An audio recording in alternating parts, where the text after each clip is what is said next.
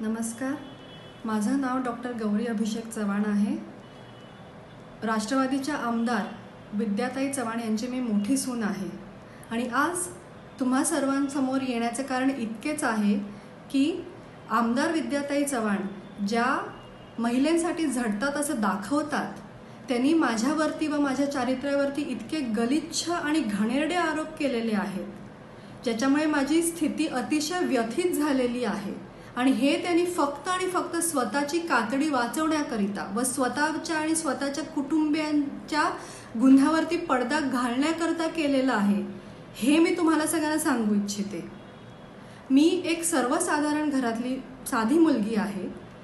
माझ्या आईवडिलांची मी एकुलती एक मुलगी आहे आणि माझ्या आईवडिलांनी मला खूप चांगले संस्कार दिले व मला MD डॉक्टर केले। माझे अभिषेक यांच्याशी 10 वर्ष अगोदर लग्न झालं आणि हे एक अरेंज्ड मॅरेज होतं। रीतसर मागणी घालून लग्न केलं गेलं। त्यानंतर जेव्हा मी गरोदर राहिले तेव्हा मुलगा हवा, त्याच्यामुळे माझा छळ चालू झाला। मला 2 मुली आहेत। मी 2 मुलींची आई आहे। आता माझी मोठी मुलगी 5 वर्षाची आहे। माझी दुसरी मुलगी 8व्या महिन्यात झाली।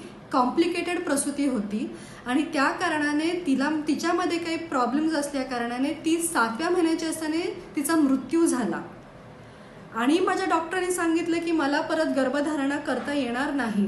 त्याच्यामुळे जेव्हा ह्यांना कळलं की माझ्यापासून मुलगा होणार नाही, मी त्यांना मुलगा देऊ शकत नाही, त्यानंतर माझा जो छळ होत होता तो वाढत गेला।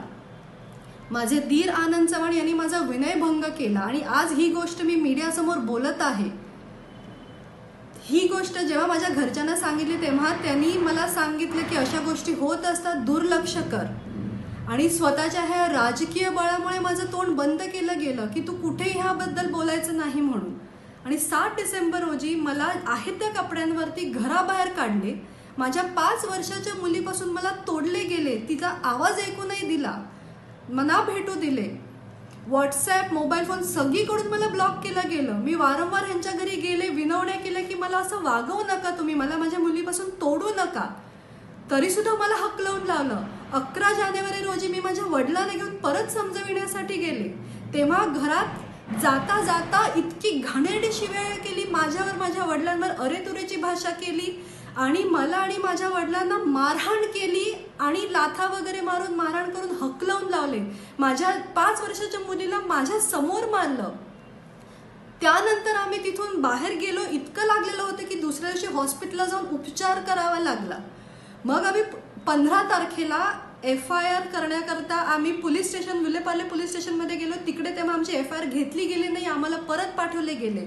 16 जानेवारी रोजी पुन्हा आम्ही गेलो FIR करण्याकरता आणि आमच्या मारहाणीचे सगळे पुरावे दाखवले, जो छळ होत आला ते सगळे पुरावे दाखवल्यानंतर वस्तुस्थिती बघून, ह्याच्यातली सत्यता बघून आमचा FIR दाखल केला विलेपार्ले पोलीस स्टेशननी।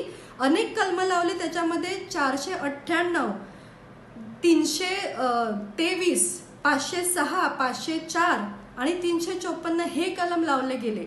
माझी FIR चालू असताना आमदार विद्या चव्हाण, त्यांचे पती अजित चव्हाण जे माझे सासरे आहेत आणि माझा नवरा अभिषेक चव्हाण हे आले आणि पोलीस स्टेशनमध्ये मला धमकी दिली की ही जर FIR तू पुढे दाखल केलीस तर तुझ्या जीवाला आणि तुझ्या आपल्या मुलीच्या जीवाला धोका आहे, असे त्यांनी सांगितले आणि तिथून मला धमकी देऊन ते थेट निघून गेले।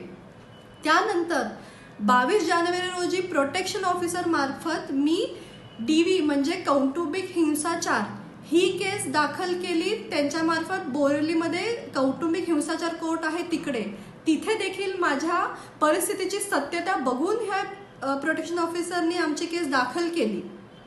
एका इंटरव्ह्यूमध्ये विद्याताई चव्हाण म्हणाल्यात की जर खोटी FIR केली तर 10 वर्षाची शिक्षा होते, पण माझ्यासारख्या सर्वसामान्य मुलीची, जिच्या पाठीस कोणी कुठल्याही प्रकारचं राजकीय बळ नाही, ना कुठला CM आहे ना कुठला आमदार आहे, जर अशा मुलीची कौटुंबिक हिंसाचार आणि FIR होत आहे, ह्याच्यामध्ये काहीतरी सत्य आहे, काहीतरी पुरावे आहेत, म्हणूनच होत आहे।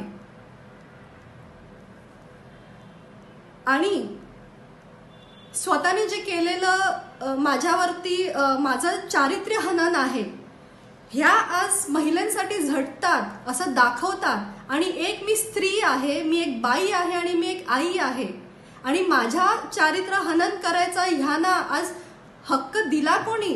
फक्त राजकीय बळ आहे म्हणून हे असं सगळं करतायत. त्यामुळे माझी विनंती आहे शरद पवार साहेबांना आणि सुप्रियाताई सुळे यांना की ह्याच्यामध्ये मला न्याय मिळावा, ह्याच्यासाठी माझी मदत करा. मला माझ्या मुलीपासून तोडलेलं आहे. मला माझी मुलगी मला परत हवी आहे. मी तिच्याशिवाय राहू नाही शकत. आणि विद्याताई चव्हाण आमदार आणि त्यांच्या कुटुंबियांवर कारवाई केली जावी ही माझी विनंती आहे. मला न्याय मिळायला पाहिजे, त्याच्यासाठी मला प्लीज मदत करा.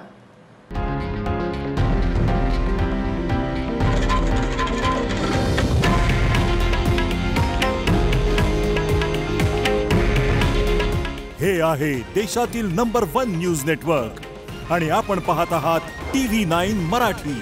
काळजी तुमची, हित महाराष्ट्राचं.